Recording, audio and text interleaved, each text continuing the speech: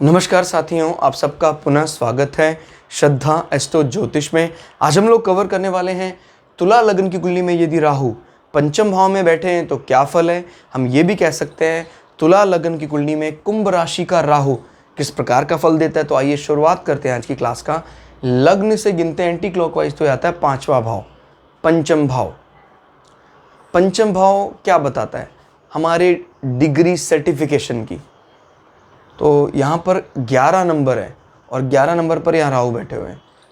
तो 11 नंबर बात करता है शनि का पोलाइट रूप, शनि का श्रम रोजगार मंत्रालय और इस प्रकार के जो भी कोर्सेज हैं बैंकिंग सेक्टर से रिलेटेड, कॉमर्स लाइन से रिलेटेड, वो बात करता है। अभी राहु यहाँ बैठकर उस लाइन को ज़्यादा मॉडर्नाइज कर देता है, यानी उसमें कहीं ना कहीं इलेक्ट्रॉनिक्स, कंप्यूटर, प्रोग्रामिंग, ये सब चीज़ें इन्वॉल्व करने का काम करता है। उन इंडस्ट्रीज़ में राहु का यहाँ आना।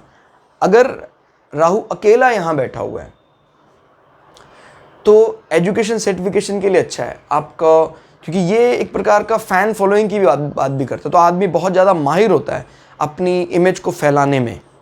क्लियर होगा। लेकिन अगर यहाँ पर कोई 2-3 ग्रह बैठ जाते हैं तो फिर ये सिमेट्री बिगड़ सकती है। भाई जैसे मान लीजिए राहु के साथ यहाँ पर कोई शुभ ग्रह बैठ जाए, बृहस्पति बैठ जाए, शुक्र बैठ जाए। शुक्र बैठना तो यहाँ पर काफ़ी ज़्यादा नुकसान हो जाएगा, क्योंकि अगर राहु के साथ यहाँ शुक्र बैठ गया तो फिर, क्योंकि ऑलरेडी एक तो वो लग्नेश है और दूसरा इसका जो पार्टनर है वो मंगल के प्रभाव से प्रभावित है। तो अगर मंगल भी कमज़ोर हो जाए तो निश्चित रूप से बड़ा क्रोध करने वाला इसका पार्टनर होगा, जो भी जातक है। और शुक्र मैरिटल संबंधों में प्रेम की बात करता है। प्रेम संबंधों में घट जाएगा अगर शुक्र के साथ राहु बैठ जाए। याद रखिए, राहु मित्र होने के बावजूद भी ये बात करता है प्राय कि भाई हम तो भाई रोमांस करेंगे, तो वो मैरिड लाइफ को डिस्टर्ब कर देता है। बात को जरा समझे। पंचम भाव बात करता है इंडिपेंडेंट रोमांस की, सप्तम भाव बात करता है कमिटेड होने की, विवाह की। अब इसका नंबर का जो स्वामी मंगल है, मंगल का ये डिपार्टमेंट नहीं है, तो इस कंडीशन में शुक्र निश्चित रूप से बली होना चाहिए। और वैसे भी लग्नेश है शुक्र। अभी शुक्र इनके साथ बैठते हैं तो मटेरियल गेन के लिए अच्छा है। वो पंचम भाव से संबंधित आपके जीवन में जैसे अचानक कुछ ना कुछ फायदे, गिफ्ट दिलाएगा वो, लेकिन आपकी मोरल वैल्यू को, खासकर आपके लैंगिक शुचिता को कम करेगा। पढ़ते समय ऐसे व्यक्तियों के अफेयर हो सकते हैं और वो अफेयर उनको मैरिड लाइफ में दुखदाई होंगे। कारण, क्योंकि शुक्र मित्र तो है राहु का, लेकिन राहु के साथ आने पर वो बात करता है अकेले रहने की। ये मैरिड लाइफ के लिए अच्छा नहीं है फिर। और अगर अकेला यहां राहु बैठा हुआ है तो आपका डिग्री सर्टिफिकेशन समय पर पूरा करवा देगा। क्लियर होगा। ध्यान रखना है, राहु को एक प्रकार से कुंभ राशि के लॉर्ड की तरह देखा जाता है। तो यहां पर राहु इनके संबंधित जो विषय मटेरियल गेन, उसके लिए तो अच्छा ही माना जाएगा। यहां बैठकर राहु आय भाव में दृष्टि डाल रहे हैं। हालांकि राहु की 7वीं दृष्टि को हम काउंट नहीं करते हैं, लेकिन हमें यह पता है राहु यहां बैठा तो केतु यहां बैठा होगा। तो केतु एकादश भाव में बैठकर मटेरियल गेन अगेन बढ़ाएगा। और वैसे भी सिंह राशि का केतु ठीक माना जाता है।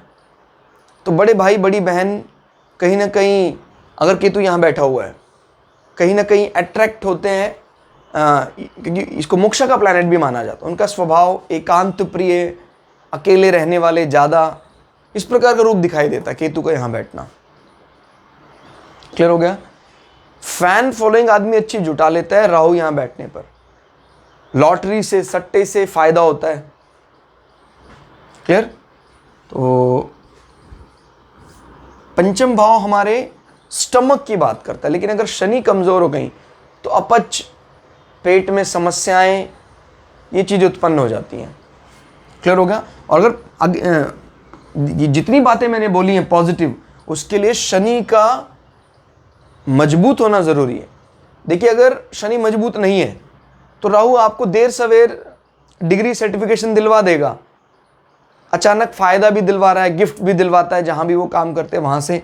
लेकिन अगर राशि का मालिक शनि बली है तो फिर ये बल बहुत बढ़ जाता है। समय पर एजुकेशन कंप्लीट होगी, अच्छे फायदे होंगे, अचानक अच्छा धन लाभ होगा, समय पर संतान प्राप्ति होगी। 11 नंबर है तो पहले संतान बेबी बॉय की बात करता है। मैंने बताया आपको कि यहां पर प्राय odd number baby boy, even number baby girl, लेकिन मैंने बोला प्राय, सब में नहीं, एक्सेप्शनल है कुछ। जैसे कर्क राशि है तो इवन नंबर यानी सम संख्या है, लेकिन यहां आने पर वो बात करता है बेबी बॉय की। क्लियर? साथ साथ हमें यह भी देखना है कौन कौन से मजबूत प्लैनेट यहां प्रभाव डाल रहे हैं। क्लियर हो गया? राहु की दृष्टि की बात कर लेते हैं। 1 2 3 4 5 राहु यहां बैठकर पंचम दृष्टि से देख रहे हैं नवम भाव को। तो नवम भाव हमारे पिता का भाव है, धर्म का भाव है, हमारे जीवन में नैतिकता, मूल्यबोध यहां से होता है।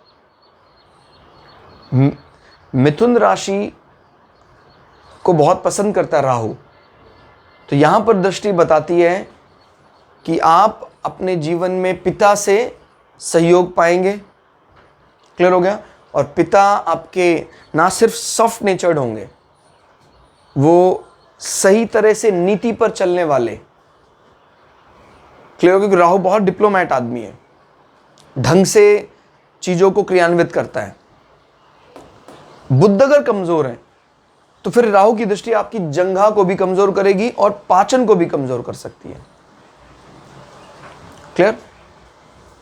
ध्यान रखिएगा, ये हमारे थाई पार्ट की बात करता है। और राहु की दृष्टि यहां पर मतलब काफी ज्यादा रूखा सरफेस, खुरदरा, काफी ज्यादा बाल, ये सब बातें। इस हिस्से में भी, उधर वाले हिस्से में भी काफी ज्यादा बाल हो सकते हैं, इस हिस्से में भी काफी ज्यादा हेयर हो सकते हैं। 5 6 7 इसको हम नहीं काउंट करेंगे। 8 9 लग्न में दृष्टि बनाए हुए है तो शुक्र का ही हाउस। शुक्र अगर अच्छी मजबूत अवस्था में पड़े तो फिर राहु आपको सौम्यता के साथ साथ जरूरती जो चीजों में डिप्लोमेट वो भी ले आता है, क्योंकि राहु सही समय पर सही बात करने में माहिर है, एक्सपर्ट है राहु।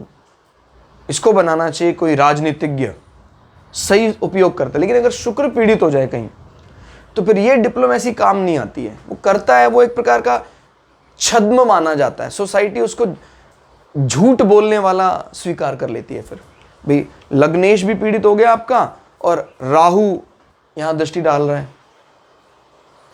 क्लियर होगा? क्योंकि राहु इसको गुण समझता है, लेकिन है वो अवगुण। तो राहु कहता है यार मैं तो गुण की तरह दे रहा हूं तेरे को, ये तो एक एडवांटेज है तेरे लिए, लेकिन ये एडवांटेज नहीं है। लोग उसको कुछ समय के बाद झूठा मानने लग जाते हैं। अगर शुक्र पीड़ित है, अगर शुक्र बलवती है तो फिर ये डिप्लोमेसी वो पॉजिटिवली हैंडल करता है।